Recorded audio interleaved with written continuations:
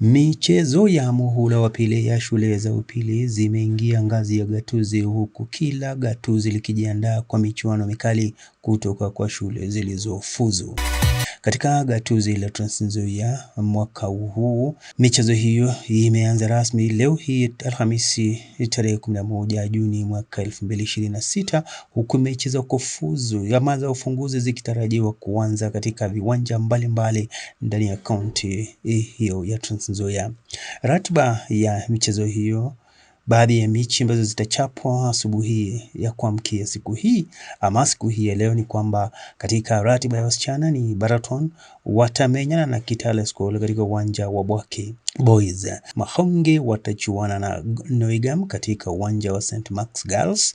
Suwerwa watashuka dimbani dhidi ya Kwanza Girls katika uwanja wa St. Mark's Boys. Na Ukonoini watakabiliana na St. Joseph's Girls katika uwanja wa Cherangani Primary. Hiyo ni mechi ya kwanza ya ufunguzi kabisa, huku mechi za ufunguzi katika kitengo cha wavulana ni kwamba St. Patrick's Koikoi watamenyana na Friends School Kabui Yefwe, huku St. Joseph's mabingwa wa mwaka wa 2025 wakizichapa dhidi ya Kimundo katika uwanja wa Kaplamai Boys.